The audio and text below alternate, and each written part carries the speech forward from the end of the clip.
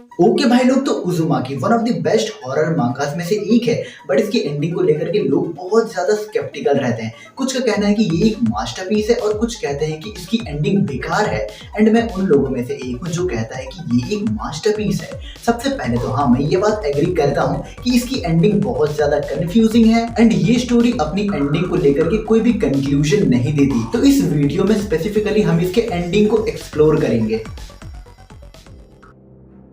तो Uzumaki actual में story है एक ऐसी सिटी की जो कि कर्स्ड है एंड उस सिटी के अंदर रहने वाले जो भी लोग हैं या जो भी ऑब्जेक्ट है वो सारे के सारे स्पाइरल्स में कन्वर्ट होते जाते हैं, जो कि सुनने से ये बहुत ज्यादा रिडिकुलस लगता है। एंड ये सारे के सारे जो इवेंट्स हुए हैं वो टोटल 18th चैप्टर तक चलते हैं एंड देन चैप्टर नंबर 19 में हमें फाइनली उसकी एंडिंग देखने को मिलती है। एंड इसकी एंडिंग में कुछ ऐसे सिनेरियो क्रिएट होते हैं कि हमारी जो फीमेल प्रोटैगनिस्ट है एंड हमारा जो मेल प्रोटैगनिस्ट है वो एक ऐसे एरिया में एंड अप होते हैं जहाँ की पूरी एक सिटी है डेड बॉडीज से बनी हुई। वहाँ की वॉल, वहाँ की ग्राउंड, वहाँ की बिल्डिंग्स, हर एक चीज डेड बॉडीज से बनी है। एंड देन हमारी जो फीमेल प्रोटैगनिस्ट है उसकी नजर पड़ती है जमीन पर, जहाँ पर कि उसके मदर एंड फादर की भी डेड बॉडीज पड़ी हुई थी।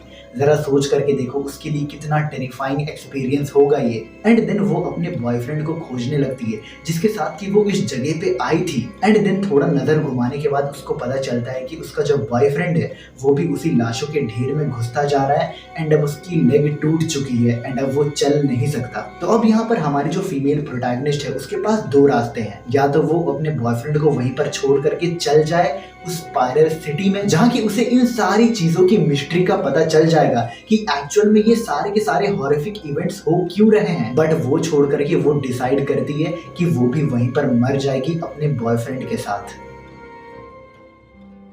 तो ये जो इसकी एंडिंग है इसको लेकर के लोग इसको क्रिटिसाइज करते हैं कि भाई लड़की के पास ये चॉइस था कि वो सारी की सारी मिस्ट्री से पर्दा उठा सकती है, बट शी गिव अप और जस्ट वो मर गई। अब देखो, चाहे लोग इसकी एंडिंग को कितना भी ज्यादा क्रिटिसाइज कर ले, ये मेरे लिए हमेशा एक मास्टरपीस रहेगी।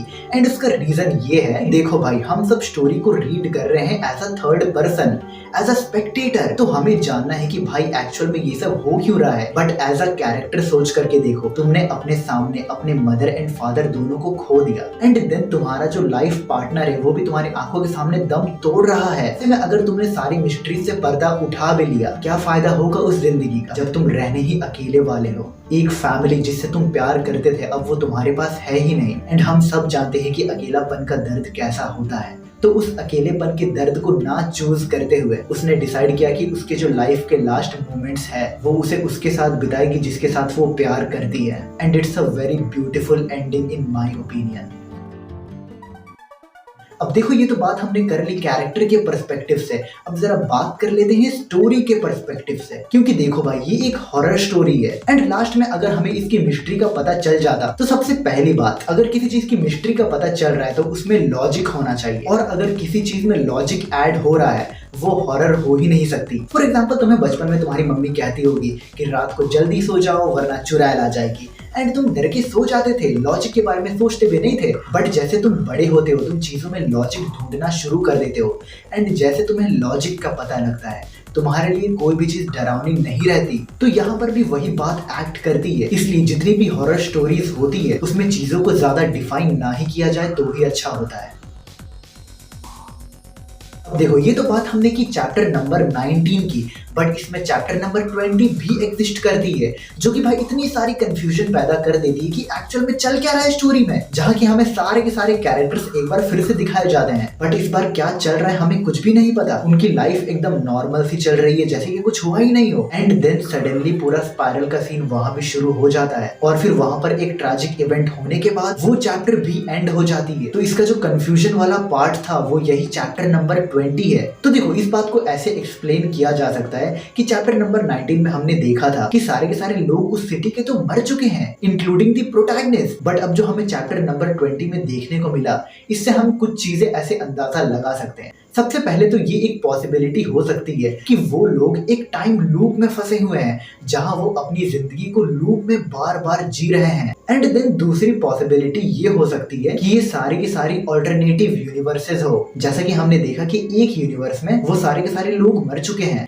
एंड अब वो पूरी यूनिवर्स एक स्पाइरल में कन्वर्ट हो चुकी है, जो कि अब टारगेट करने आ रही है दूसरे यूनिवर्सेस को, जो कि इस बात को भी बहुत अच्छे से जस्टिफाई कर देती है कि हमें चैप्टर नंबर 20 में जो दिखाया गया था वो पूरा गैलेक्सी को ढूंढने वाला सीन, तो हो सकता है कि वो वही सारी गैलेक्सीज हो जो कि स्पाइरल में कन्वर्ट ऑलरेडी हो चुकी है एंड अब वो सारे के सारे यूनिवर्सेस दूसरे यूनिवर्स को टारगेट कर रहे हैं स्पाइरल बनाने के लिए, जो कि भाई ये एक एंडलेस लूप चलता ही रहेगा जहां की अपनी प्रोटैगनिस्ट हर एक यूनिवर्स में अपनी लवर अपनी फैमिली को मरता हुआ देखेगी, जो कि सोच करके देखो कितना ज्यादा टेरिफाइंग है उन सारे लोगों को बार बार मरता हुआ देखना जिनसे तुम प्यार करते हो। एंड ये सारी रीजन है जिसकी वजह से मैं इसे एक मास्टरपीस कंसिडर करता हूँ। तो अब तुम बताओ तुम्हारे इसके बारे में क्या थॉट्स है कमेंट सेक्शन में, और अगर तुम्हें ये वीडियो पसंद आई तो वीडियो को लाइक कर लेना और make sure to subscribe to House of Anime. मिलते हैं नेक्स्ट वीडियो में, till then arigato for watching and sayonara.